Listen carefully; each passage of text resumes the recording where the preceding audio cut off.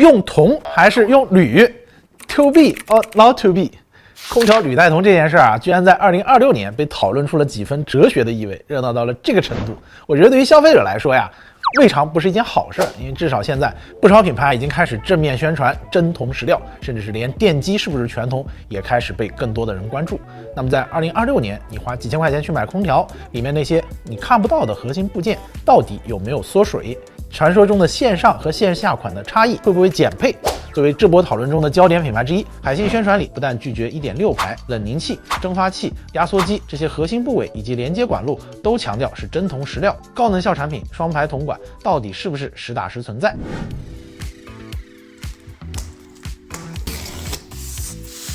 那这期视频呢，我们一共拆3台空调，都是海信的2026年的新品，智慧风的大力神 A6。这个呢是海信今年线下的主推型号，智慧风 E5 Pro 是海信线上的主推款，智省电 Ultra 这款呢是更偏主销的机型，讲的是价格、省电和基础配置之间的平衡。那开箱之后呢，我们发现啊，这3台空调啊都是 1.5 匹挂机，而且呢都是新一级能效 ，APF 值啊都是统一的 6.2， 外机尺寸呢也完全一样。所以这次这些产品的内在到底是有料还是没料呢？来，我们呢镜头推上去，走起。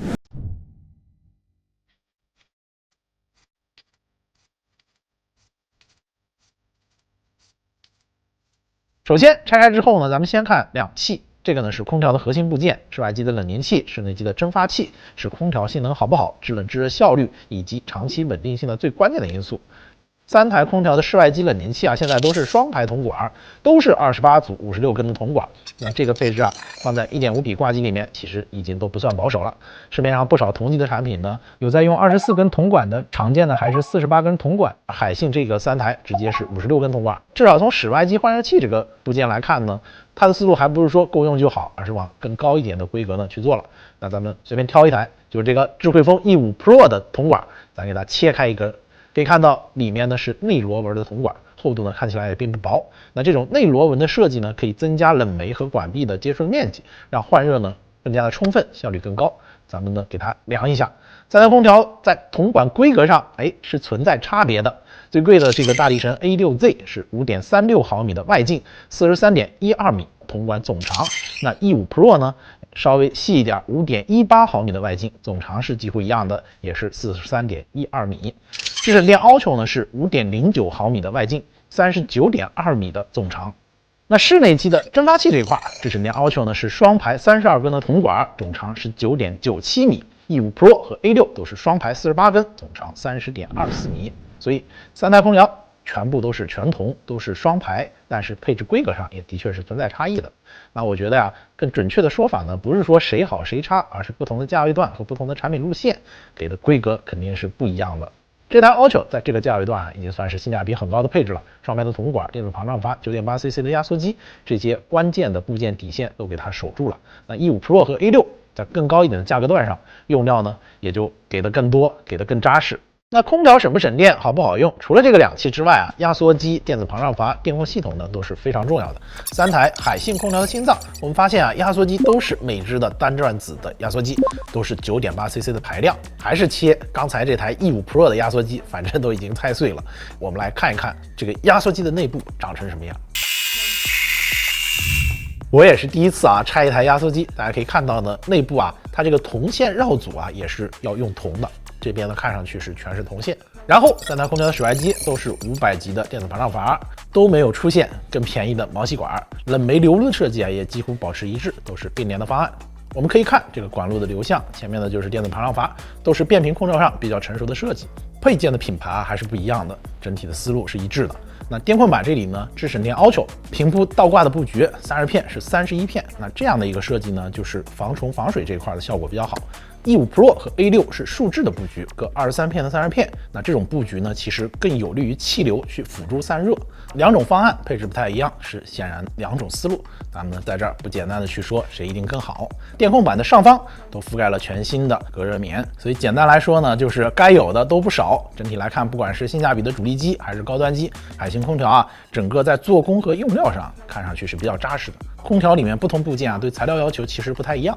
像是换热器，长期负责热交换、冷媒循环，要考虑耐腐蚀。铜管呢，的确是更稳妥、更常见的选择。而且呢，包装里面啊附带的内外机的连接管也是全铜的。不过呢，像电机这类部件，核心的任务是载流和驱动运转，所以工艺和结构做得合理，它整个包在里面，优质的铝线其实也是可以达到相应的标准的。至于经常被讨论的寿命的问题，电机寿命啊，绕主材料、电机类型、散热设计、绝缘工艺、负载控制以及整机的运行环境都密切相关。把这些都做好，那优质的铝线电机也是可以满足家用空调长期使用的要求的。硬件是底线，算法和调教呢，就决定了一台空调舒适度的上限。那这3台空调呢，在底层的换热系统上啊，都是有着比较扎实的基础配置。各自产品思路的不同和配置的不同呢，更多的体现在送风结构和智能的功能上。大力神 A6 走的是大风量、大角度控风的思路，循环风量呢可以到900立方米每小时，内机的风轮直径啊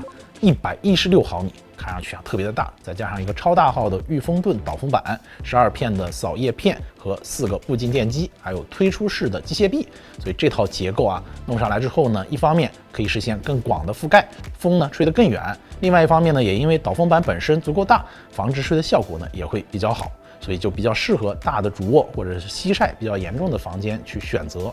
智省电 Ultra 这款呢是走的高性价比的路线，内机呢就是双层的导风板，最里面的一层呢有10片扫风叶片和4个步进电机。风上面的配置啊是实用的取向，配置呢也是到位的。通过子母导风板把风打散，也可以做出天幕风、地毯风等等的这样的送风模式。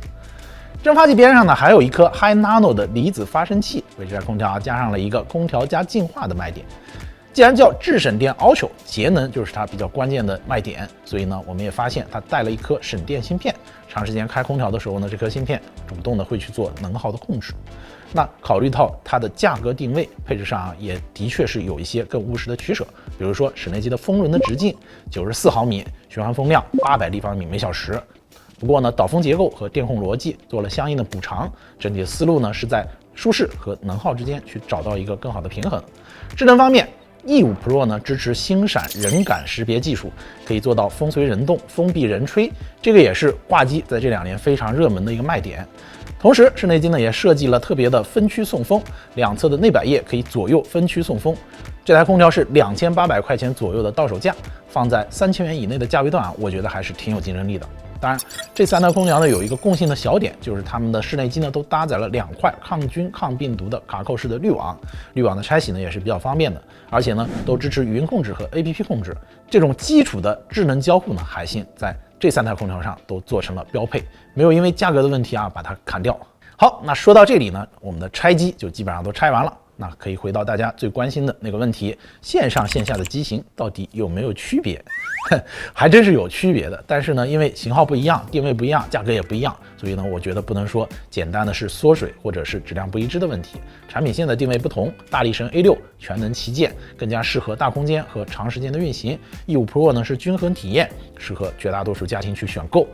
智省电 Ultra 则是入门的性价比机型，配置完整，但是呢，放在它这个价位段，它还是很有性价比的一台空调。所以说这一波真铜实料到底有没有意义呢？我觉得从今天的拆机来看，肯定是有意义的。它不应该只是一个口号，而是要落到具体的部位上。换热器是不是双排？铜管的总长、换热面积、压缩机的好坏、电子防撞阀，所有的这些配置呢是不是到位？以及功能卖点背后有没有真实的硬件结构去支撑？就我们今天拆这3台空调来说呢，海信在核心换热管路上都是真铜，规格是有差异的，当然价格和路线也都是非常清楚的，所以大家可以根据我们整理的这张功能表来根据自己的预算和需求做出选择。好，以上呢就是本期视频的全部内容，感谢大家收看，我们下期视频再见。